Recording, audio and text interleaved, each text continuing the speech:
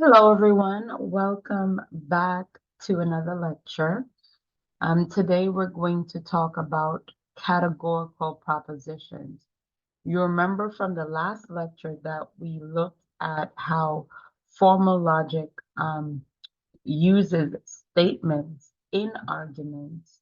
Um, the Some of the statements function as premises and one specifically as a conclusion. But I said in the last lecture that we're going to start with thinking about categorical propositions. You remember that there are other types of propositions, right? So hypothetical and disjunctive. But we're going to start with categorical propositions because we are going to start by building categorical arguments before we build the other ones. So before we get into talking about categorical propositions, let's talk about the history of categorical logic. So categorical logic was discovered by Aristotle, discovered because Aristotle didn't create categories. Categories are something that God created when he created the universe. But Aristotle created language for understanding how categories help us to know, right? So one of the disciplines in philosophy is called epistemology, and it's the study of how we know things. And so one of the tools that we use to say that we know something is that we understand the categories. And we have Aristotle to help us, to thank for helping us to have that language. So for Aristotle, having true knowledge of something means knowing what kind of a thing it is, right? Another way of saying knowing what kind of a thing it is knowing all the qualities or the deep characteristics that are a part of that thing. So you can't say you know something if you don't know all of the characteristics that that thing possesses. That's what Aristotle believes. So what's an example of that? An example is when we say an animal is a dog, right? We know what dogs are, but what is a dog? So let me pose that question to you. Take a few minutes and think, if someone who has never seen a dog, they're not from this planet, and they come to you and they're like, okay, what is a dog? What would you do to help this person understand what a dog is? You would probably start listing off characteristics of a dog, right? So, for example, you would start to say things like, dogs are animals, okay? And so that person would say, okay, I understand dogs are not plants, they are not minerals, they're animals, yes. And then you would go on probably further to say, well, dogs are animals that have fur, they have four legs, they have a tail, they have sharp teeth, they bark. You would list characteristics. And so, what Aristotle is saying, when we are speaking about things, we are talking about categories. When we say men are, women are, dogs are, we're talking about categories, right? And to understand better what people are saying and to be able to communicate clearer when we communicate, it's important that we understand how these categories should function. Um, so let's push it a little bit further. What makes a dog different from a rat, right? Um, Rats are animals, okay? Rats have tails, rats have four legs, rats have fur, but what would be the difference? Well, they don't bark. So there are some characteristics that are shared by rats and dogs, but then there are also differences between them. so that you're able to distinguish one from another. So you see with this Venn diagram that there are characteristics that dogs share, that dogs have. There are characteristics that rats have, but there are characteristics that they share. So let's get a good definition of a category. A category can be anything made up of members or characteristics. So going back to the example of dogs, the category of dogs are animals that have a tail, that have fur, that have 4 feet, that bark, that have pointy ears, and etc. So in categorical propositions, we're dealing with categories, right? Perfect. So a categorical proposition is a proposition that relates to 2 categories. So in a categorical proposition, there are usually 2 categories being compared, for want of a better word. So the 2 categories in a categorical proposition are called terms. So terms. These terms are subject term and predicate term. So in every categorical proposition, you're going to see a subject term or a predicate term. We're going to explain that a little bit better in the next few slides. But before we do that, let's get a good definition, a long but a good definition of a categorical proposition. So a categorical proposition affirms or denies something. Said differently, a categorical proposition affirms or denies that all or some of the members of one category are included in another category. So let's break this definition down by looking at an example. Let's look at this example. 2 categories. God is love. This is from 1 John 4:8. God is love. This is a categorical proposition. Let's do a little bit of recap. We know that it is a proposition, right? Otherwise known as a statement, because it is a sentence that is capable of being true or false. We know that it is categorical because it's dealing with categories. What are the categories that it's dealing with? It's dealing with the categories of God, and I'm sorry, let me go back. The categories of God and the category of loving things. We're going to come back to this example a little bit later, okay?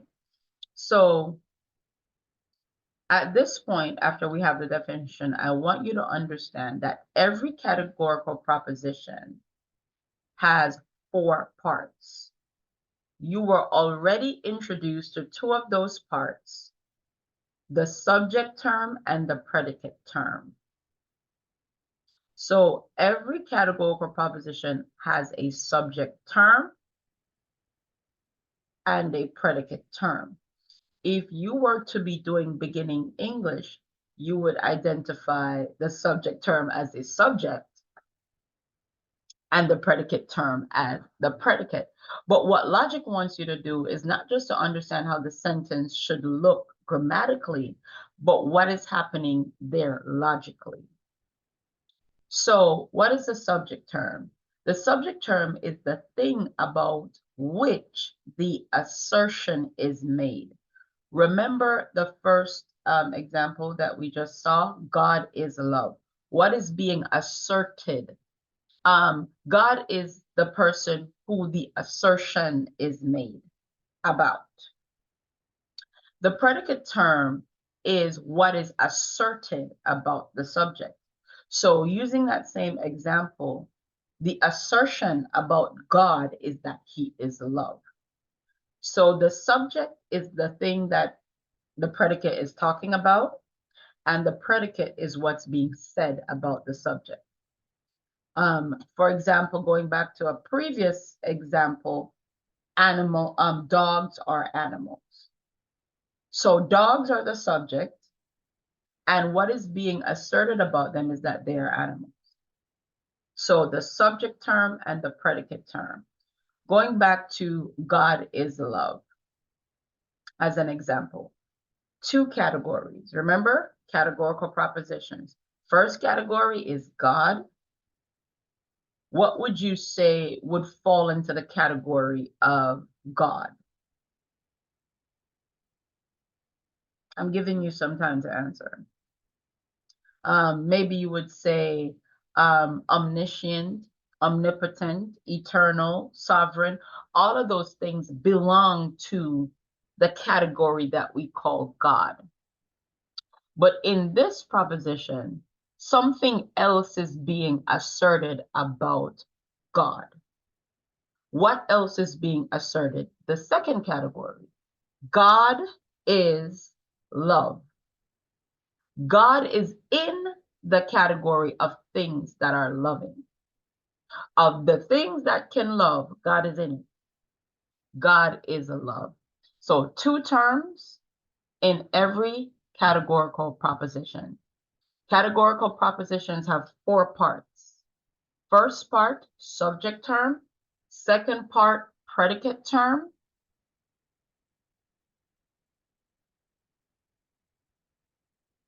And looking at this, you see what is being asserted by God is love, that the subject term is in the predicate term. So look at this Venn diagram and you're able to see. It's actually called a Euler diagram. That you see God, the subject, he is in the predicate. He is in the category of loving things. Let's look at another example of how these two terms interact. Remember the long definition that the categorical proposition proposes that all are sum of one category is in another category. Look at this example. No dogs go to heaven.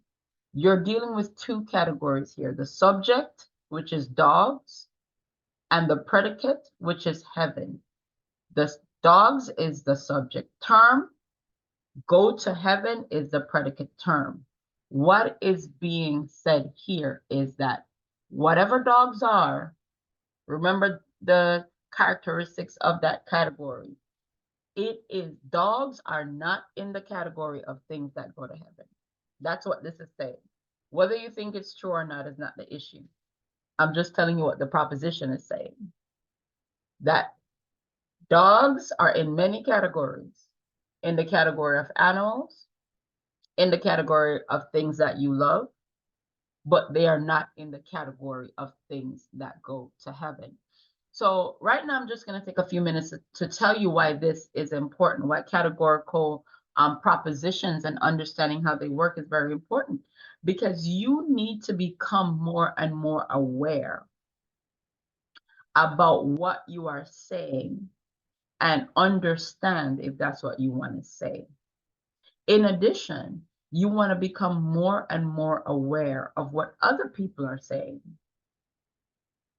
So when you start to hear propositions like no dogs go to heaven, and you get to wrestle with that and say, okay, this person's saying that there are lots of things in heaven, but dogs are not one. Okay, good. So moving along.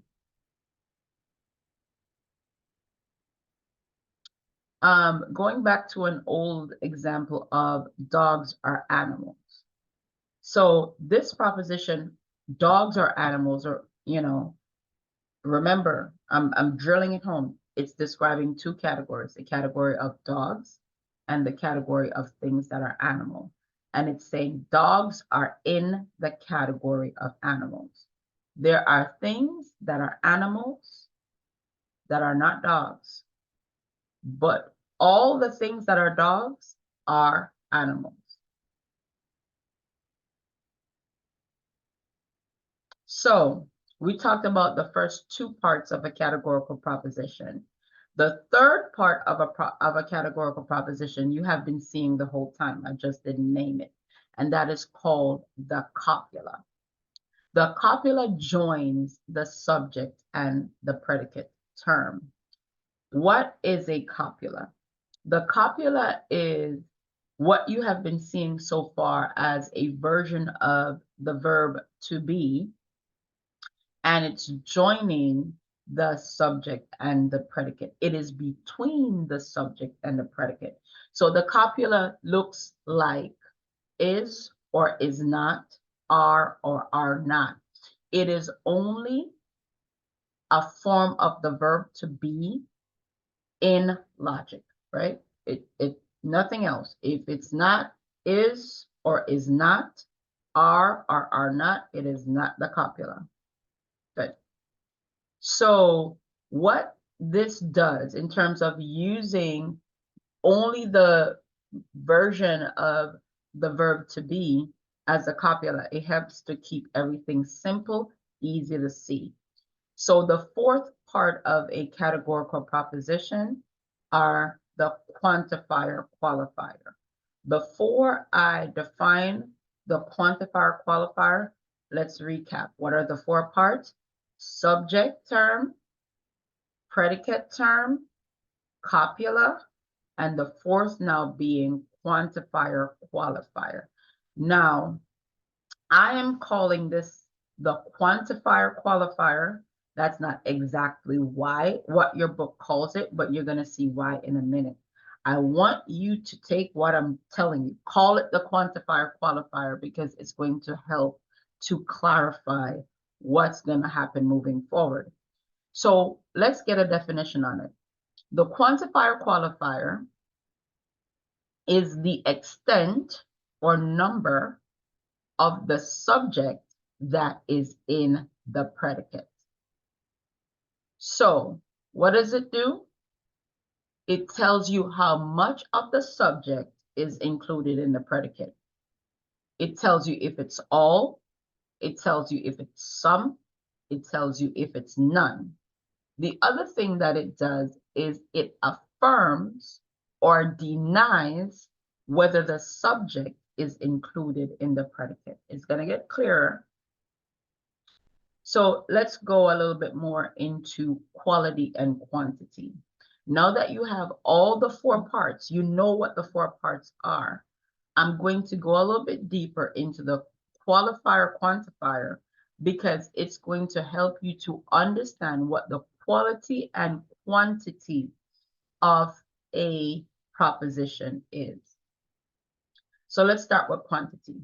Remember, I was saying in the definition that the quantifier tells you what the quantity of the subject that's included in the predicate.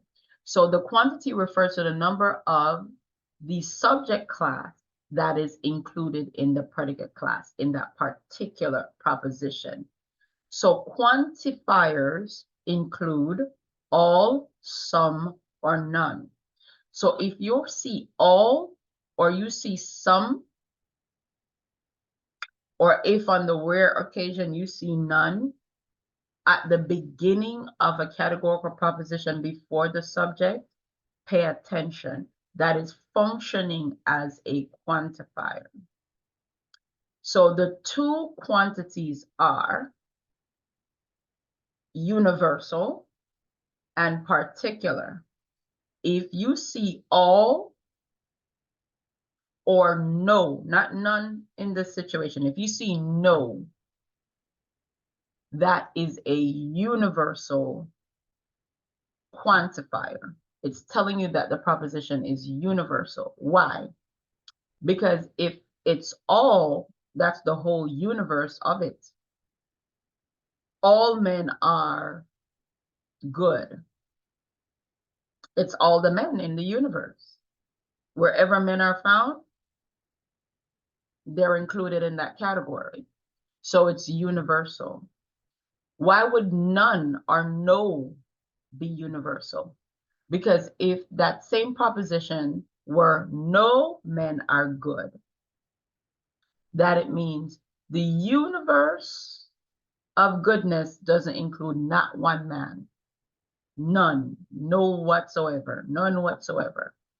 So if you see all, or if you see no before the subject of a proposition, that proposition is universal. Now, the other possible quantity is particular. If you see some, or if you see not all, then that proposition is particular. Why? Because if I say some men are good, remember I'm using the same example, some men are good. What that is saying is that there's a particular number of men that are good and another particular number of them that is not. And the same with not all, because not all means some, right? So if you see some before the subject, you are going to understand that that proposition is particular. So how do you find the quantity of a proposition? You look at the quantifier qualifier.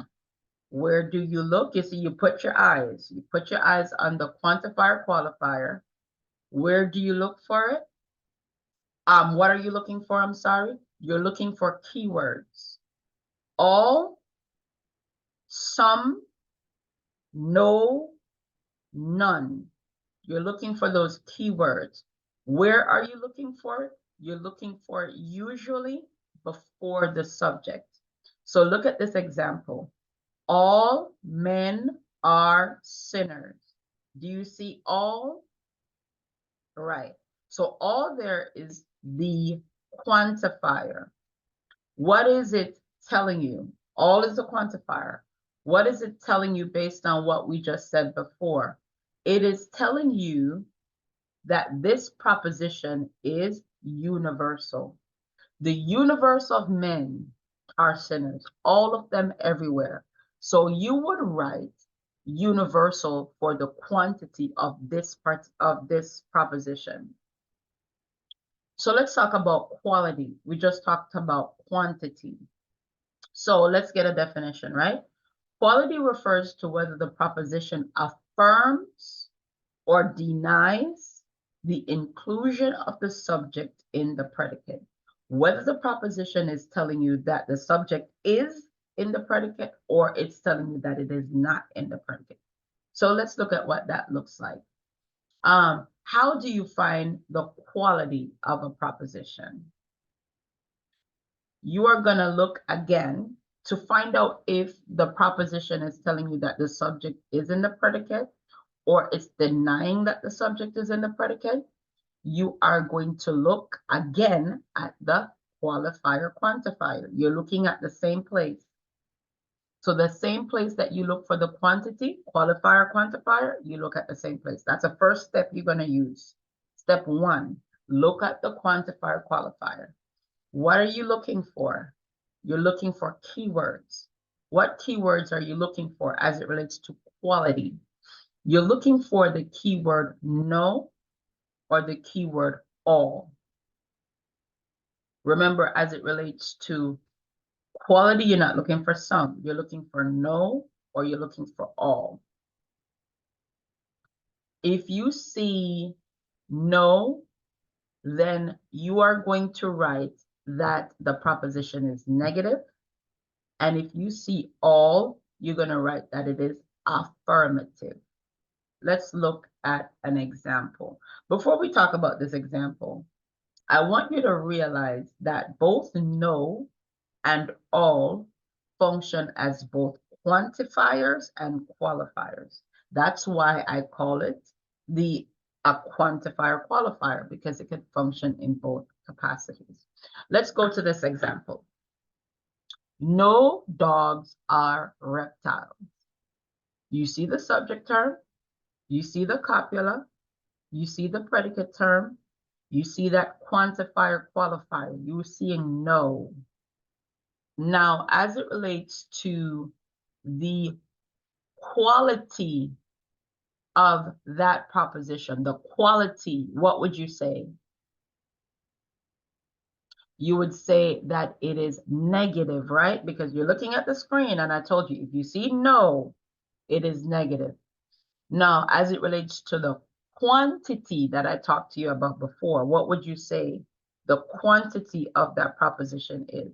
You're still looking at that no, at that qualifier quantifier. Remember, I told you that if you see the no or all, it is universal.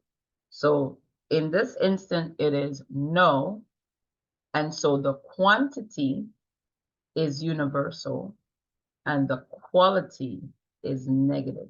Do you see it? I hope you do. Now, there are instances where the proposition doesn't look exactly like this, where there is either no qualifier or quantifier, or there are times when the qualifier quantifier is an all. Now, you see when the qualifier quantifier is an all, I want you to do step number 2. Even if you did step number 1, do step number 2. You're going to look at the qualifier quantifier, step 1. If the qualifier quantifier is an all, you're going to do step number 2.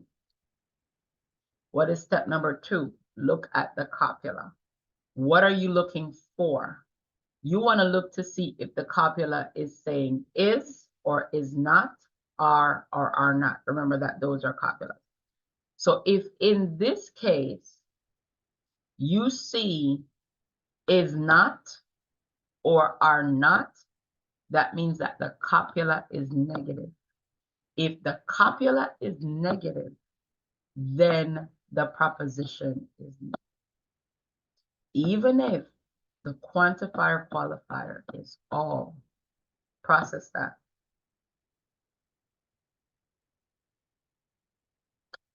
If the copula is affirmative, namely what you're seeing is or are, then the proposition is affirmative.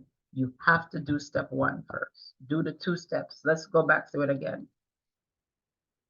So for the quality, hold on, I want to start with step 1. To determine the quality, the first place you're gonna look, quantifier qualifier. You're looking for the keywords all or no. If you see that the qualifier quantifier is no, you don't have to do step 2. You know that the proposition is negative. But if the quantifier qualifier is all, you must do step 2. What is step 2?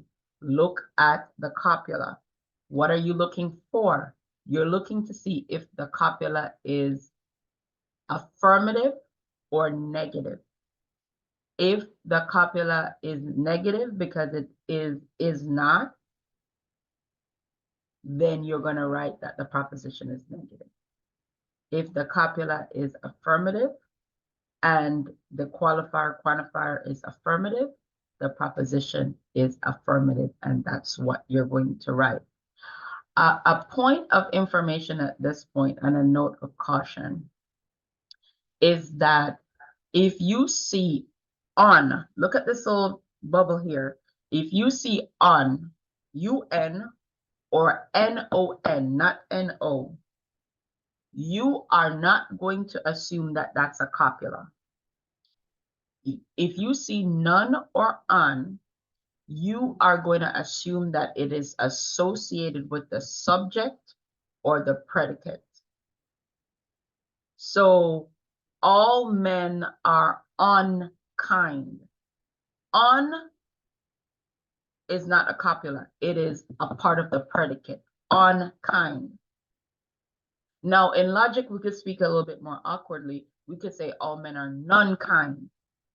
So if you see on or none, assume that it goes with the subject or the predicate. And if you see not or no, it goes with the copula. All right, perfect. So let's try one. Let's look at this. All men are sinners.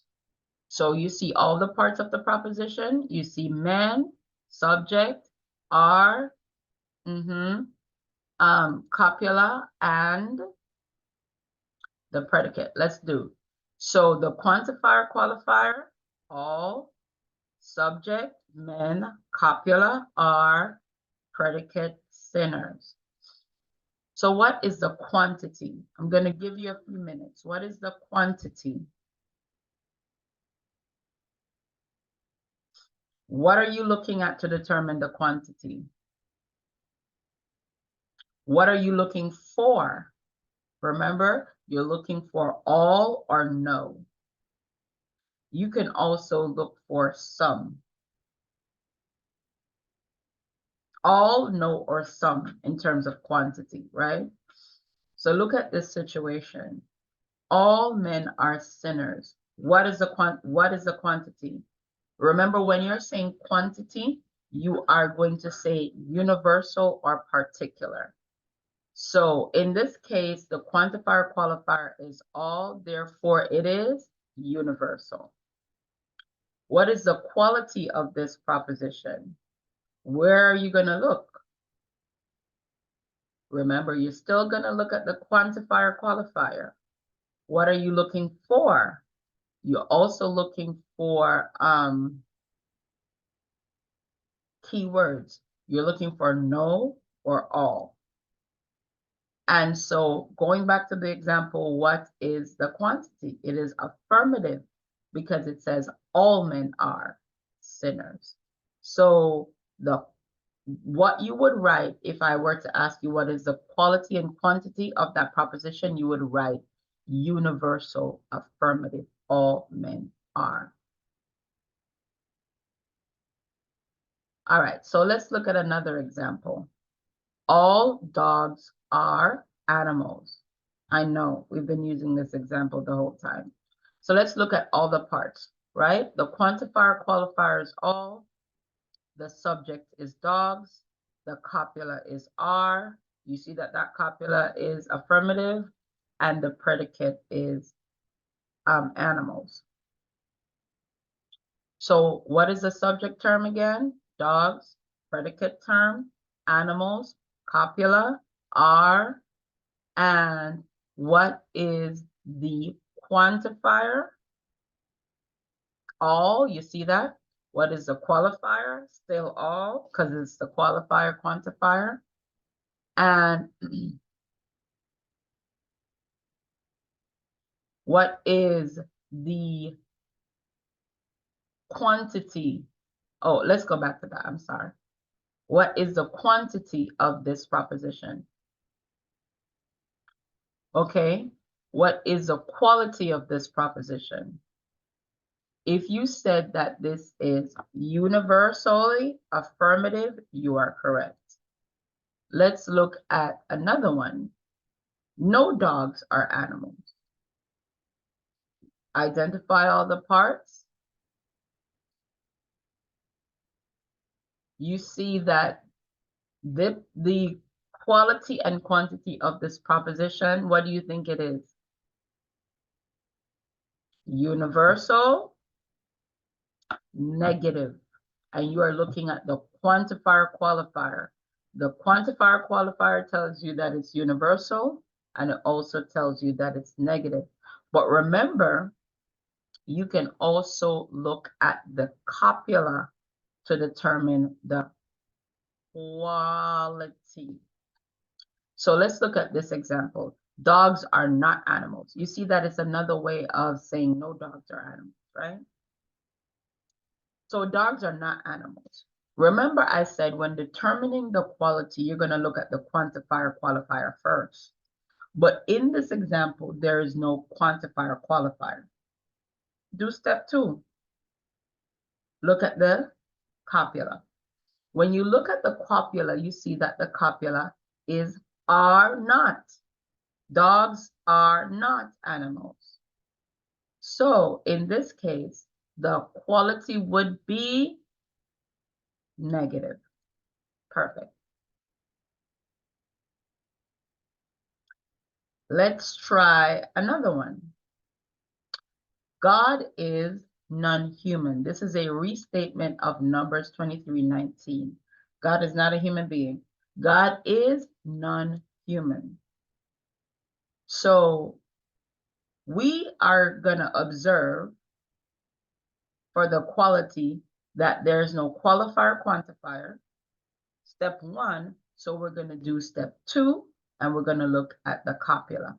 You notice that the copula is affirmative, right? There's no negation, there's no not. So this proposition would be affirmative. Is it universal or particular? Where would you look? Qualifier, quantifier. But in this case, there is no qualifier, quantifier. So you are going to assume that this is universal because God is the universe of God. Proper nouns are universal because there's no way of separating a proper noun. Let's say Jodianne. Jodianne is a girl. It's universal because there's no way of dividing Jodianne. I am the universe of Jodianne. So God is universal. So this proposition is universally affirmative. So remember, if no quantifier is given, assume that the proposition is universal, universally affirmative. And then the final one, look at this one. Some people are not believers. Okay, so if you want to determine the quantity of this proposition, you're going to look at the qualifier quantifier, and you see that it's some, so this is particular. And then for the quality, you are going to look at the copula because it's, it's not all or no as a qualifier quantifier. It's some. So you have to look at the copula. When you look at the copula, you see that it is negative. It's are not. Therefore, the proposition itself is negative. So we are going to stop here, and the next video, we're going to talk about standard form. See you soon.